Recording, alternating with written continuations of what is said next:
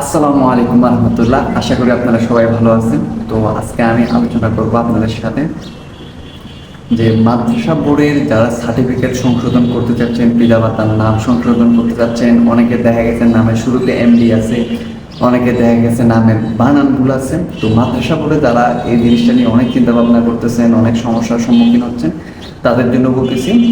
আমিও সেম সমস্যা আজকে পর্যন্ত ছিলাম, তবে এটা আল্লাহর মতো এখন সমাধান হয়ে গেছে। তো সবার আগে বলবো যে আপনি যদি মাদ্রাসা বোর্ডার হয়ে থাকেন, এই জিনিসটা নিয়ে একদম চিন্তা করবেন না।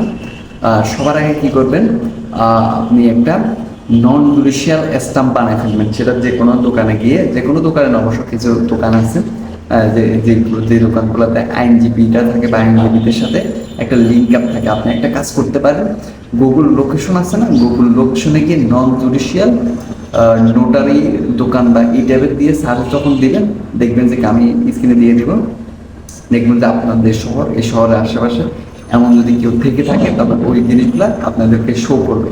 এটা একটা হলো প্রথম বিষয়। আর দেখা গেল কত টাকা লাগতে পারে, আমি আজকে করাইছি 1000 টাকার মতো লাগছে। তবে আপনারা ধরে নিতে পারেন যে 1000 টাকার বেশি লাগার সম্ভাবনা একদমই নাই। আর এর থেকে যদি কম আপনারা পারেন, তাহলে সেটা আপনাদের জন্য ভালো হবে। মানে দামাদরি বা মূল্য নির্ধারণ করার মাধ্যমে আপনারা হয়তো আরও কমে পাবেন। তবে যে স্টাম্প আছে না, স্টাম্পের এক একটা পেজের দাম হলো 130 টাকা করে, প্রায় 390 টাকা পড়বে তিনটা স্টাম্পের দাম, মানে তিনটা পেজের দাম আর কি, নন জুডিশিয়াল স্টাম্পের পেজের দাম। তো বাকিগুলো আবার আপনি কীভাবে সেটেল করে নিতে পারেন বা কথা বলে নিতে পারেন। তো 1000 টাকার বেশি লাগবে না, এটারও ধরে রাখেন। আর দ্বিতীয়ত হলো পত্রিকায় আবেদন। পত্রিকায় আবেদন নিয়ে অনেক অনলাইনে আমি ঘাটাঘাটি করছি, এটার কোনো সমাধান পাইনি। দেখা গেছে এক এক পত্রিকা এক এক দাম। তবে আপনি একটা কাজ করবেন, একটা চালাকি করবেন, যে বাংলাদেশের দৈনিক যে পত্রিকাগুলো আছে না, ওগুলোর ভিতরে কিছু আছে ভালো পত্রিকা। ভালো বলতে আমাদের যেগুলো ফেমাস, প্রথম আলো, যুগান্তর, কালের কণ্ঠ, এইগুলোতে কিন্তু টাকা বেশি দেয়। প্রথম 20-30 ওয়ার্ডের জন্য দেখা যাবে ওরা দেখা যাবে 700-800 টাকাও নিয়ে ফেলে। এরকম প্রথম 20-30 ওয়ার্ডের জন্য এক একটা শব্দের জন্য আলাদা আলাদা টাকা। কিন্তু আমি আজকে করাইছিল যাই যাই দিনে। তো যাই যাই দিন হলো সবচেয়ে কম টাকা, গুলা সবচেয়ে কম টাকা নেয় এমন কয়েকটা পত্রিকার মধ্যে একটা হলো যাই যাই দিন। তো আপনি টাকা যদি বাফেট সেভ করতে চান, তাহলে অবশ্যই যাই যাই দিন বা এই টাইপের যেই পত্রিকাগুলো ফেমাস কম।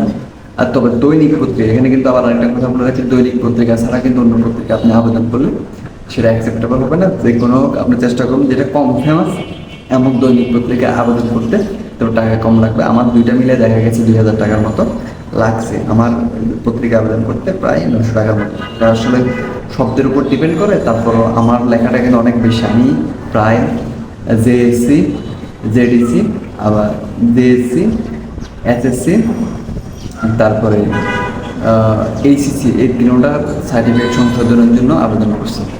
তো আপনারা যদি কেউ এরকম সমস্যায় পড়ে থাকেন, এটা নিয়ে কখনোই চিন্তাগ্রস্ত হবেন না। আশা করি আমার এই ভিডিওটা অনেক বেশি কাজে লাগবে। আর কারো যদি কোনো কষ্ট থাকে আমাকে কমেন্টে বলবেন, আমি চেষ্টা করবো যে আপনাদের প্রত্যেকটা কমেন্টে রিপ্লাই দেওয়ার জন্য। আর কারণ এই সমস্যা আমি নিজে পড়ছি, তো আমার কাছে মনে হচ্ছে ভাই একটা জাহান্নামের মতো মনে হচ্ছে, কারণ এখানে যে পরিমাণ ভোগান্তি।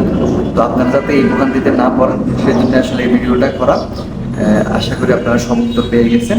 তবে এই এই দুইটা জিনিস করে রাখবেন, কখন জানেন, নন জুডিশিয়াল স্ট্যাম্প রেডি রাখবেন, তার পত্রিকা আবেদন করবেন। এই দুইটা করানোর পর তারপর আপনারা কি করবেন, সার্টিফিকেট সংশোধনের জন্য আবেদন করবেন। আবেদনটা বর্তমানে বাইরে কোনো কম্পিউটার দোকান থেকে করা যায় না। এটা করতে হলে আপনাকে অবশ্যই নিজের প্রতিষ্ঠানের সাথে যোগাযোগ করতে হবে। তবে কিছু প্রতিষ্ঠান ওরা শেয়ার করলেও করতে পারে EIN নাম্বারটা আর কি, ওই নাম্বারটা কিছু প্রতিষ্ঠান শেয়ার করে। তো সব প্রতিষ্ঠান শেয়ার করে না, কারণ যেটা হলো তাদের পার্সোনাল নাম্বার, এটা কাউকে ওরা দিতে চায় না। তো এই দুটো ঠিক করার পর তারপর আপনারা আবেদন করবেন। কারণ আবেদন করতে যাবেন, দেখা গেল আপনার পত্রিকায় আবেদনের ইয়াটা চাচ্ছে আপনার কাছে, তারপর নোটারি ইয়া চাচ্ছে, নোটারি মানে নন জুডিশিয়াল স্ট্যাম্প চাচ্ছে, তখন কিন্তু আবার আরেক সমস্যা পড়ে যাবে। তখন অপেক্ষা করতে হবে, আগে দুইটা রেডি করে রাখবেন, তারপর আবেদন করবেন। আশা করি আর কোনো সমস্যা হবে না।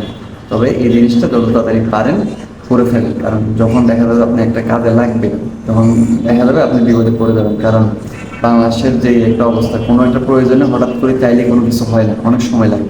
তো ভালো থাকবেন, সুস্থ থাকবেন, আল্লাহ হাফেজ।